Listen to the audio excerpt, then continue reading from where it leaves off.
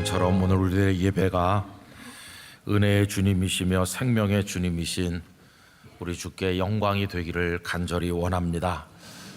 지난 한 주간 동안에는 제법 추웠는데 우리를 지켜주신 하나님께 감사를 드리고, 여러분 오늘 예배당에 오셔서 예배하시는 분들, 또 우리 교회를 방문하신 분들, 그리고 연약한 중에 영상으로 예배를 참여하시는 모든 이들에게 하나님께서 큰 평안과 기쁨을 주시기를 간절히 원합니다. 지난 금요기도회 때부터 우리 자녀들을 위한 특별한 금요기도회를 시작을 해서 이번 금요일도 그 다음 금요일도 계속 이어집니다. 여러분들 함께 하셔서 우리 자녀들을 위해서 하나님 앞에 꼭 기도하는 그런 부모님이 되어주시기를 바라고, 자녀들을 다 데리고 함께 와주시기를 바랍니다.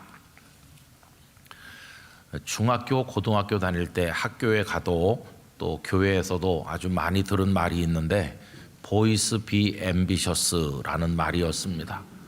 소년이여 야망을 가져라, 뭐 그런 말이죠. 이 말을 하신 분은 윌리엄 클라크 박사입니다.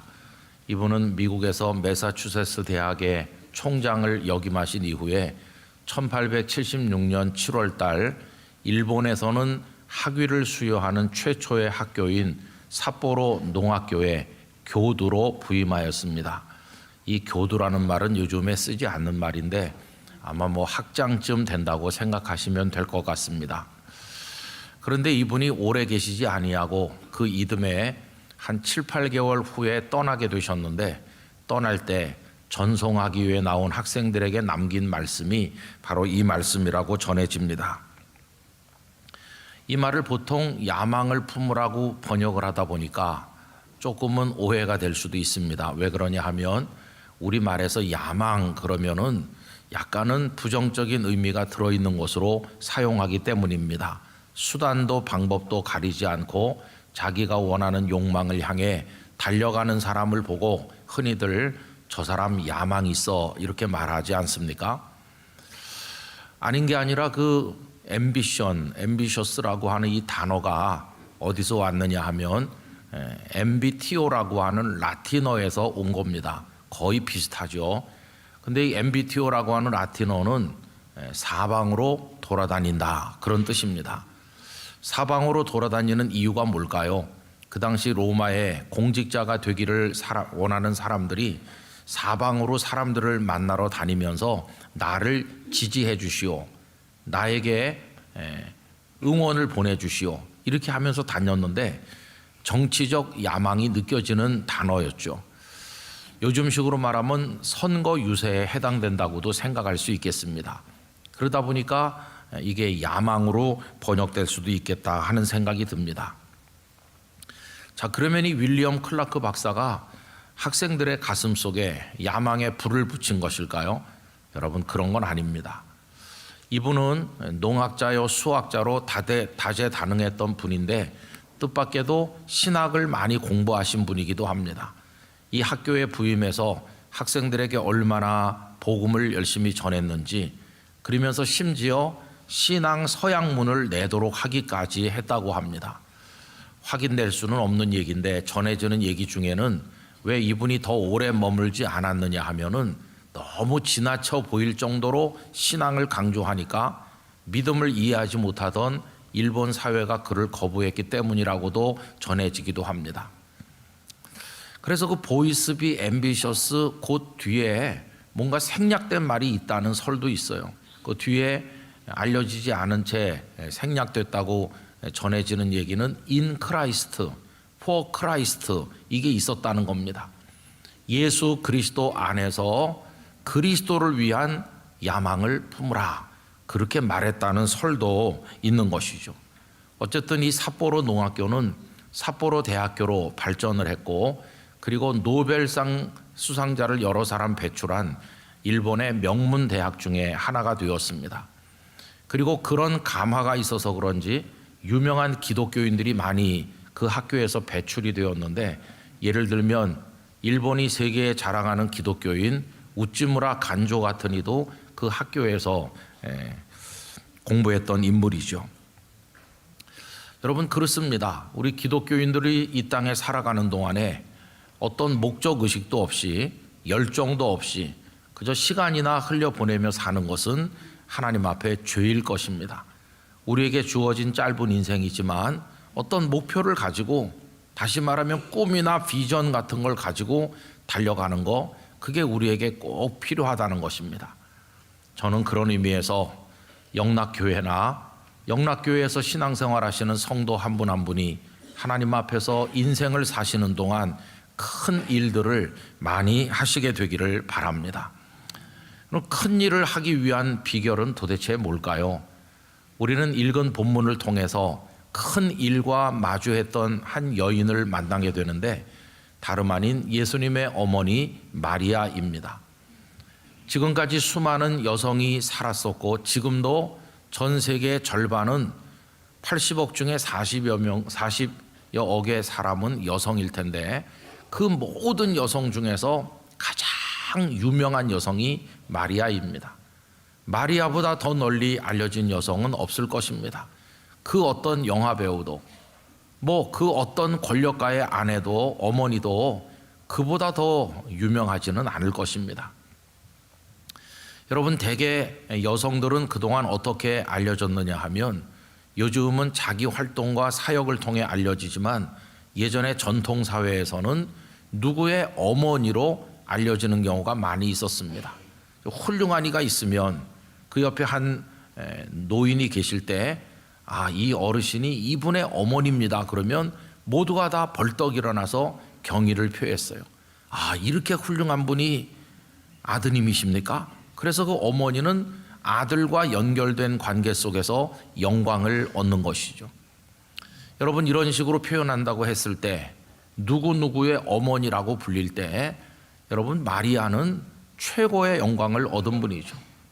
무슨 재벌이나 석학이나 권력을 가졌던 어떤 이의 어머니만 돼도 굉장할 텐데 마리아는 온 세상의 구원자인 구세주의 어머니가 되었으니 얼마나 놀랐습니까? 여러분뿐만 아니라 4세기쯤 가면 하나님이 사람 몸을 입고 이 땅에 오셨다, 이 삼위일체에 착안해가지고 심지어 마리아를 헬라어로 테오토코스, 하나님의 어머니라고까지 부른 이들이 있었습니다. 여러분, 한 여성에게 하나님의 어머니라고까지 붙여서 불렀으니 한 사람이 받을 수 있는 찬사 중에서는 그보다 더 큰 찬사는 없을 것입니다. 전 세계 곳곳에 마리아의 그림과 조각상 같은 것들이 많이 있죠. 근데 대개 보면 이런 겁니다. 아기 예수님을 품에 안고 있는 모습, 혹은 십자가에서 세상을 떠나신 예수님을 안고 있는 모습, 그 피에타 상 같은 게 이제 그런 거죠. 그래서 마리아를 이렇게 말하는 이도 있습니다. 하나님을 가슴에 안았던 여인, 그리고 하나님께 안긴 여인, 이렇게 말하기도 합니다. 얼마나 놀라운 큰 일이 그녀에게 일어났습니까? 여러분, 오늘 말씀 가운데서 48절에 보면 그의 여종의 비천함을 돌보셨습니다. 보라, 이제 후로는 만세의 나를 복이 있다 일컬으리로다. 정말 만세의 복이 있는 그런 여성이 마리아라고 할 수 있습니다. 자, 그럼 여러분, 마리아는 어떻게 이렇게 큰 일과 연결되었으며 큰 일 속에서 등장하는 여성이 될 수가 있었을까요? 큰 일을 하는 비결은 도대체 뭘까요? 오늘 읽은 몇 절의 말씀은 마리아의 친척인 엘리사벳이 세례 요한을 잉태했다는 소식을 듣고 마리아가 찾아가서 석 달쯤 함께 있게 되었는데 그때 하나님의 성령에 감동해서 부른 찬양의 일부입니다. 이 속에서 큰 일을 하는 비결을 우리가 배울 수가 있죠. 그 비결은 무엇인가? 첫째는 여러분, 큰 일을 하지 않으려고 하면 큰 일을 할 수 있게 됩니다. 이 놀라운 역설적인 이야기를 우리 성도들이 잘 깨닫게 되시길 바라는데, 마리아가 언제 큰 일을 해보려고 계획한 적이 있나요? 마리아는 지극히 평범한 나사렛의 처녀였을 뿐입니다. 큰 일을 계획한 것도 없었고, 큰 일을 위해 기도하지도 않았고, 큰 일을 하기 위해서 사람들에게 말한 적도 없고, 큰 일을 하기 위해서 세력을 모은 적도 없습니다. 아무것도 하지 않았던 평범한 여성이었습니다. 그런데 어떻게 그렇게 큰 일과 연결될 수 있었을까? 여러분, 오늘 말씀 49절에 그 답이 나와 있죠. 49절에 그녀의 고백을 보면 능하신 이가 큰 일을 내게 행하셨으니 라고 하였습니다. 펜이 있으신 분은 거기다가 줄을 치셔서 기억하시기를 바랍니다. 여러분, 마리아가 큰 일을 행한 것이 아닙니다. 능하신 하나님께서 큰 일을 행하신 겁니다. 이게 기본 원리입니다. 성경을 읽어보면 위대한 인물들이 많이 등장합니다. 그런데 그 위대한 인물들 중 그 누구도 큰 일을 하려고 하다가 큰 사람이 된 이는 아무도 없습니다. 큰 일을 하려고 하지 않았는데 하나님이 큰 일을 하심으로써 그 일에 참여했을 뿐이죠. 예를 들어서 모세를 생각해 보시기 바랍니다. 모세가 40년을 미디안 광야에서 보내 나이 80이 됐을 때 그는 의욕도 없고 목적도 없는 그냥 빈 껍데기만 남은 것 같은 사람이었었죠. 떨기나무 불꽃 가운데 나타나신 하나님께서 모세를 부르시면서 백성들을 애굽에서 이끌어내는 출애굽이라고 하는 큰 일을 하라 이렇게 말씀했을 때 그는 어떤 반응을 보였나요? 하나님, 그런 말씀을 들려주시기를 기다렸습니다. 벌써부터 기다리고 있었습니다. 왜 이렇게 늦게 말씀하십니까? 제가 큰 일을 해보이겠습니다. 이러면서 그가 일어났나요? 아닙니다. 그는 이 핑계 저 핑계 하면서 나는 못한다는 얘기를 계속했죠. 말 주변이 없어서 못한다고 그러고 결국 하나님께서는 이렇게 저렇게 그를 설득하시면서 내 백성을 구원해내라고 하는데도 그는 마지막에 뭐라고 말하냐 하면 출애굽기 4장 13절에 보시면요, 모세가 이르되 오 주여 보낼 만한 자를 보내소서.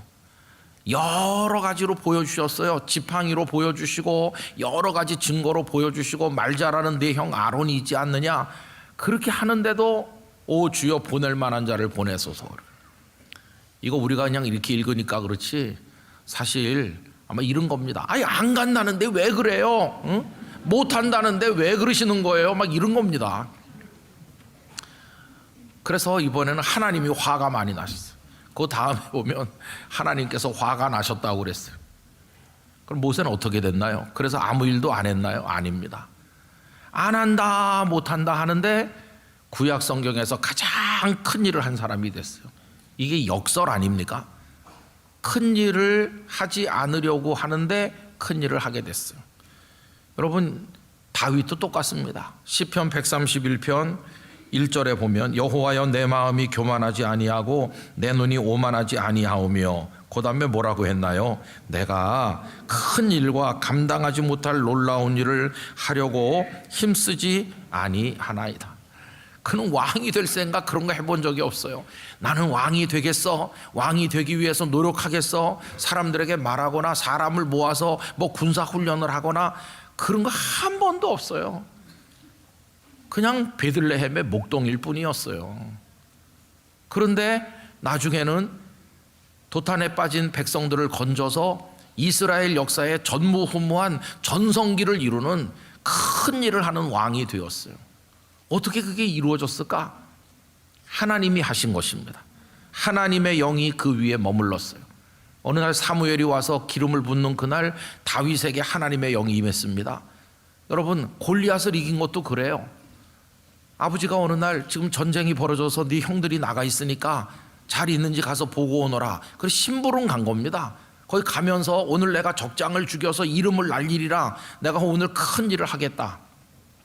그런 거 없었어요. 그냥 형님들 면회 간 거죠. 갔는데 골리앗이라는 장군이 나와서 하나님을 모독하고 백성을 조롱하는데 기골이 장대한 게 대단하거든요.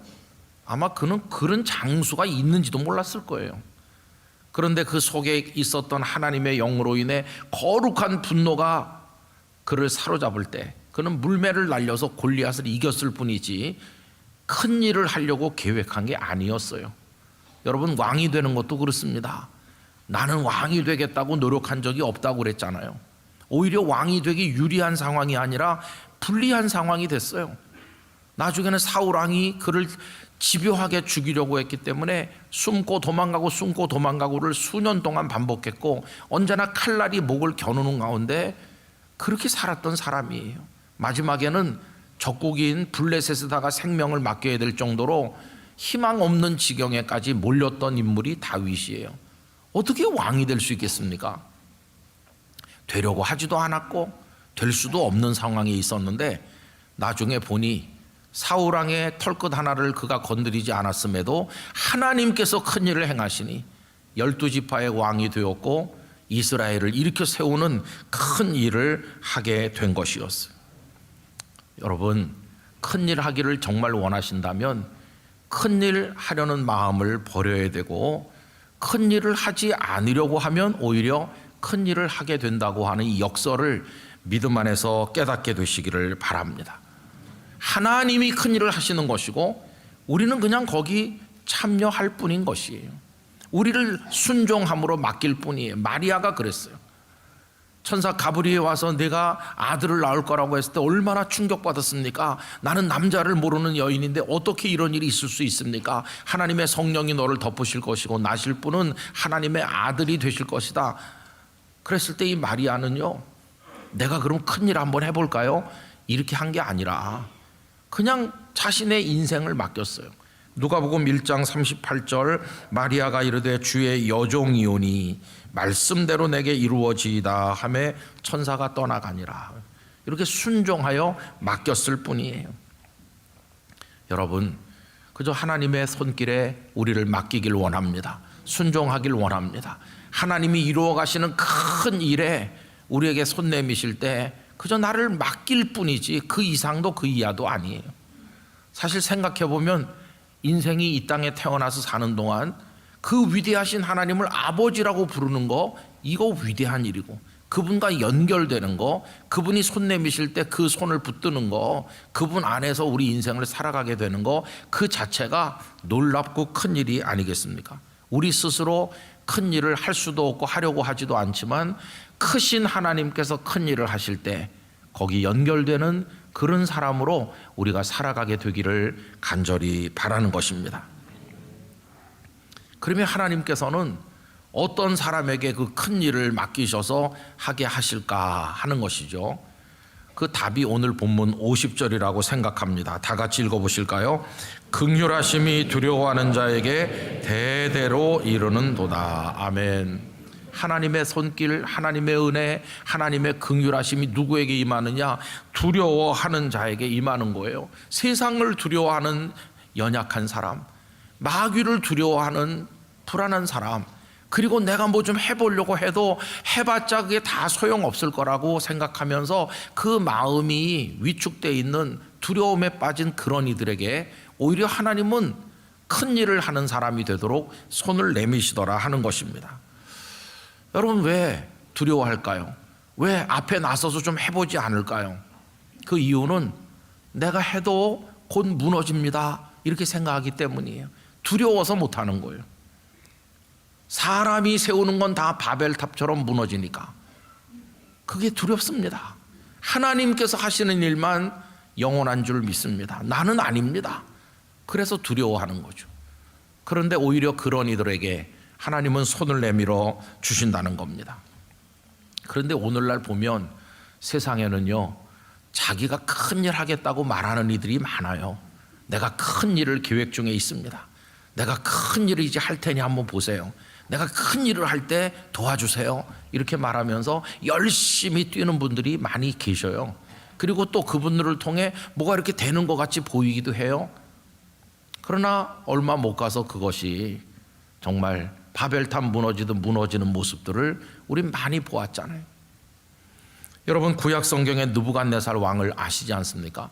우리는 느부갓네살 왕이 남한국 유다를 침략해서 무너뜨렸기 때문에 좋지 않은 생각을 가지고 그 바벨론 느부갓네살 왕 나쁜 사람 이렇게 생각하지만 일반 역사에서는 정말 몇 손가락 안에 꼽는 명군이요 대단한 사람이 느부갓네살 왕입니다. 그는 BC 609년 아버지 나보폴라사를 도와서 막강한 나라였던 아수르 제국을 무너뜨리는 데 성공하고 605년에 왕좌를 물려받아서 43년 동안 왕위에 있으면서 이 신바벨론 제국을 막강한 제국으로 키워낸 정말 대단한 왕입니다. 그런데 그는 자기 자신이 이렇게 큰 업적을 남기면서 스스로를 신으로 여길 정도였어요. 그리고 자기가 세운 나라를 내려다보면서 다 내가 세웠다 이렇게 했던 사람이에요. 근데 어떻게 됐나요? 하나님께서 그가 이룬 모든 것을 내려치시는 거죠. 여러분, 다니엘 4장에 가보면 그가 꿈을 꾸는 이야기가 나옵니다. 어느 날 꿈을 꾸었는데 큰 나무가 막 하늘에 닿을 정도로 뻗어 있고 얼마나 무성한지 몰라요.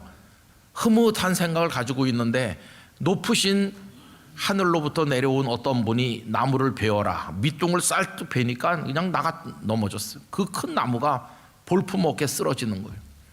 이런 꿈을 꾸고 번뇌가 심했어. 이 꿈의 뜻이 뭐냐? 아무도 설명해 주는 사람 없었는데 다니엘이 와서 꿈을 해몽해 줍니다. 다니엘이 두려운 마음으로 말했어요. 왕이여, 이런 꿈이 왕에게 이루어지지 않기를 원하지만 내가 꿈의 뜻을 설명해 드리겠습니다. 꿈속에 큰 나무는 왕을 가리키는 겁니다. 그런데 왕이 하늘 끝까지 닿는 그런 생각을 가지고 있기 때문에 하나님께서 베어버리신다는 겁니다. 여러분, 이 꿈을 꾸고 꿈 해석이 있고 한 1년쯤 지났는데 이 느부갓네살이 총명이 사라지면서 꼭 소처럼 풀을 먹는 지경으로 전락하는 일이 실제로 일어나는 거예요. 다니엘 4장 29절 이하를 읽어드리겠습니다. 12달이 지난 후에 1년쯤 지났죠. 내가 바벨론 왕궁 지붕에서 거닐세. 그 다음에 얼마나 그가 교만한지 보세요. 30절.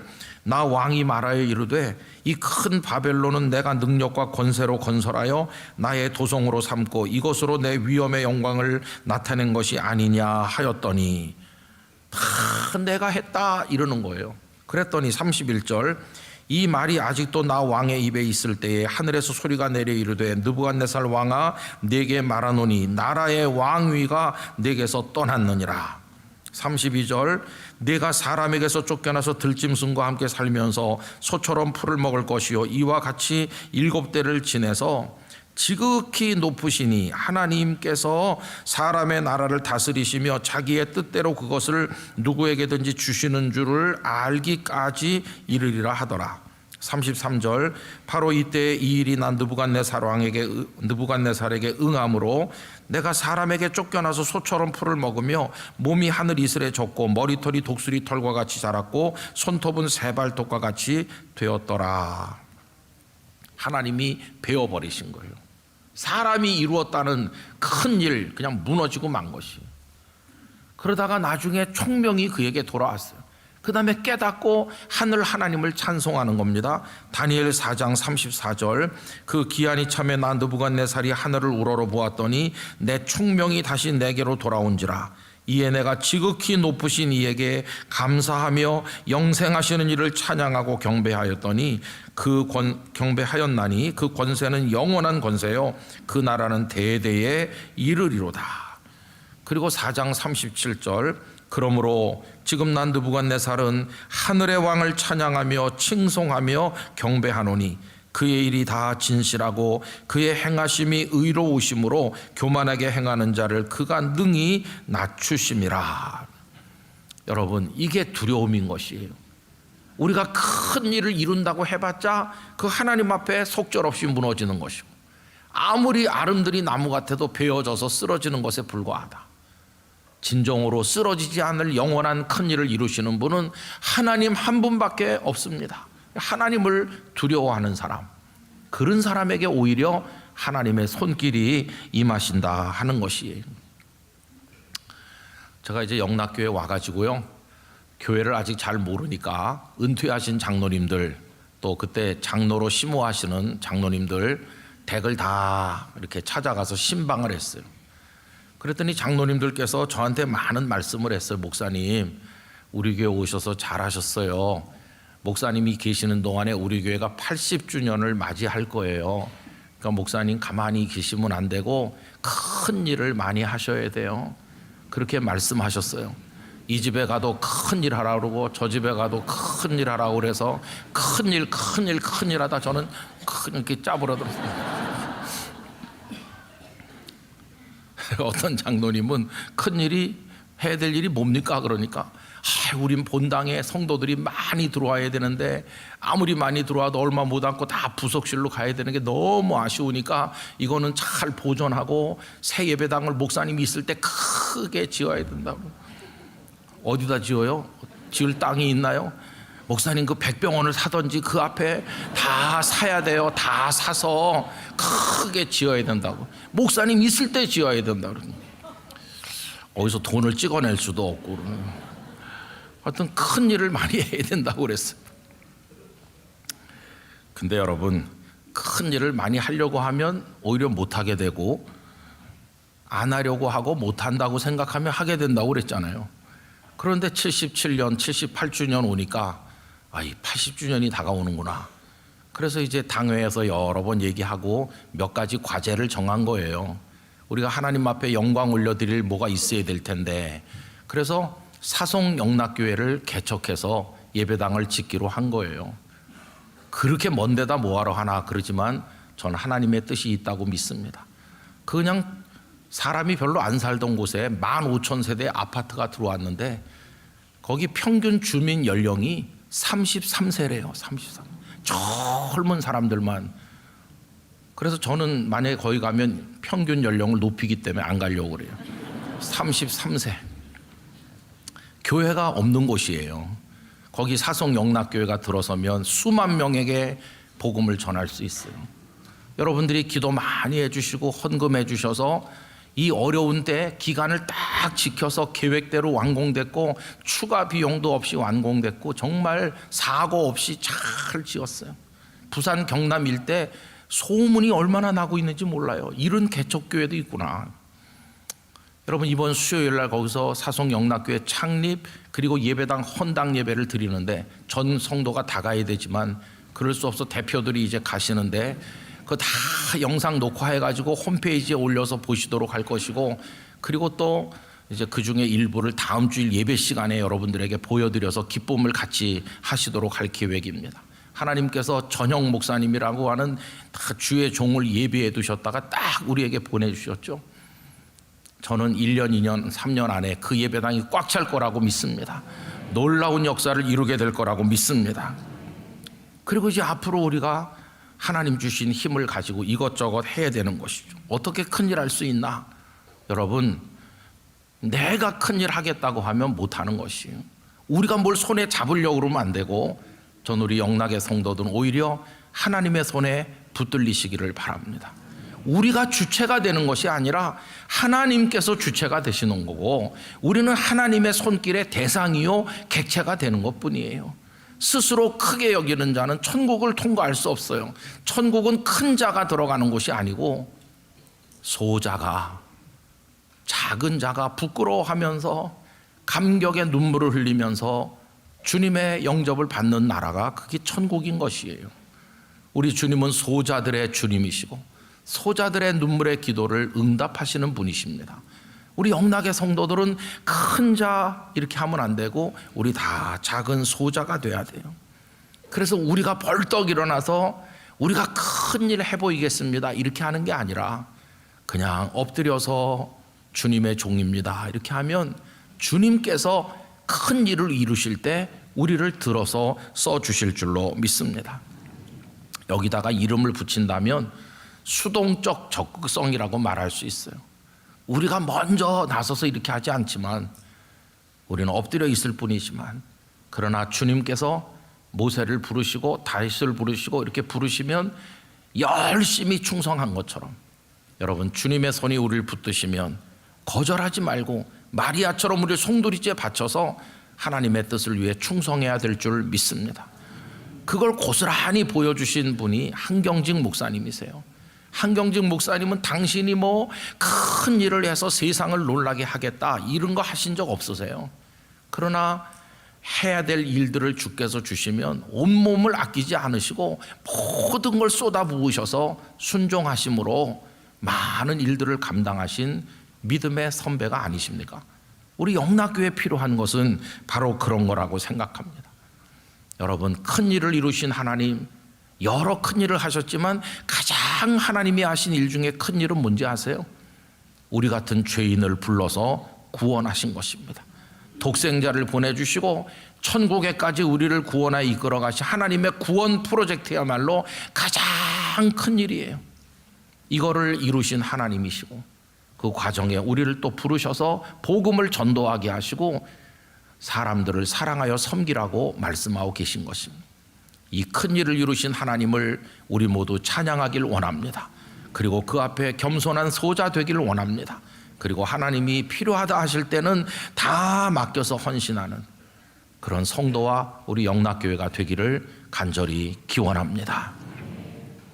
아버지 하나님, 어리석고 교만해서 스스로 큰 자인 줄로 착각하였습니다.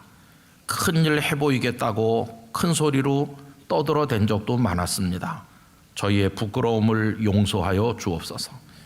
큰일 하려는 자가 큰일 하는 것이 아니라 하나님께서 큰 일을 이루실 때 작은 자로 부끄러워하며 겸손하게 마리아처럼 우리를 맡길 때 그 영광을 함께 누리게 됨을 알게 하여 주옵소서. 영락교회와 성도들을 통해 이루시는 일이 있다면 모든 영광은 아버지의 것이오니 아버지 홀로 받으시고 저희는 그 옆에서 기쁨으로 송축하게 하여 주옵소서. 예수님의 이름으로 기도하옵나이다. 아멘.